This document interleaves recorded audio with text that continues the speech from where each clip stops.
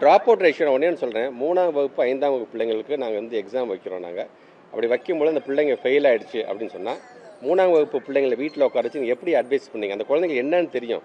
அப்பா நான் கடனை உடனே வாங்கி கஷ்டப்பட்டு நான் சேர்த்துட்டேன்ப்பா, எப்படியாச்சும் இதில் நீ பாஸ் பண்ணிப்பா, நீ உட்காந்து படிப்பா. அந்த பிள்ளைங்க அது உங்களை அந்த சாக்லேட் சாப்பிட்ற வயசு அந்த பிள்ளை உங்களை பார்த்துட்டே இருக்கு. நீங்கள் என்ன அப்பா ஏதோ நமக்கு சொல்கிறாருப்பா என்ன அந்த ப்ராக்டிக்கலாக திங்க் பண்ணுங்கள். நீங்கள் எல்லாருமே சொல்கிறேன், கல்வி தரமான கல்வி வழங்க வேண்டும் என்பதற்கு தான் ஒவ்வொரு செக்டார் பேசிஸில் தமிழ்நாட்டு முதலமைச்சர் புதிதாக திட்டத்தை ஆர்டிஃபிஷியல் இன்டெலிஜென்ஸுங்க அதர் ஸ்டேட்ஸ்லாம் யோசிக்கிறதுக்கு முன்னாடி நீங்கள் 6ஆம் வகுப்புலேருந்து ஆர்டிஃபிஷியல் இன்டெலிஜென்ஸுக்கான எஸ்சிஆர்டி இப்போ நாங்கள் பேச ஆரம்பிச்சிட்டோமே. நாங்கள் இப்போ அந்த குழு போட்டு இப்போ அடுத்த கல்வியாண்டில் இப்போ ஆர்டிஃபிஷியல் இன்டெலிஜென்ஸ் பற்றி நம்ம கொண்டு வர ஆரம்பிச்சிட்டோமே.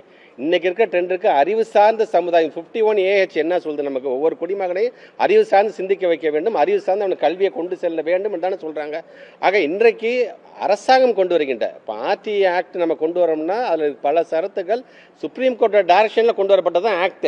அப்போ இதை பண்ணுங்கப்பா அப்படின்னு சொல்கிறதுக்கு அப்போ சுப்ரீம் கோர்ட்டோட டைரக்ஷனே எதிர்த்து போகின்ற அளவிற்கான பல வேலைகள் தான் இன்றைக்கி அவங்க செய்து கொண்டிருக்கின்றார்கள். எந்த அளவுக்கு நம்முடைய பிள்ளைகளுக்கு என்ன தேவை என்பதை ஒவ்வொரு மாநிலம் தான் அறியும். நமக்கு இன்றைக்கி என்ன தேவை, நாம் என்ன பேசும்போது கேரளா அப்படி பேசுறது, அவங்க வேறு மாதிரி பேசுவாங்க, வெஸ்ட் பெங்கால் வேறு மாதிரி பேசுவாங்க. ஏன்னா அவங்க மாநிலத்துக்கு என்ன தேவை என்பது அவங்களுக்கு தெரியும் என்பதற்காக இதை சொல்கிறேன். இதில் ஒரு பெரிய அண்ணன் மனப்போக்கோட நான் சொல்கிறத ஒன் சைஸ் ஃபிட்ஸ் ஆல் இந்த சைஸ் தான் பண்ணி எல்லாருமே போட்டுக்கணுங்கிற மாதிரியான சொல்கின்ற வேலையைத்தான் அதை எஜுகேஷன் செய்யாதீர்கள் என்பதற்காகத்தான் நான் சொல்கிறேன். தேங்க்யூங்க.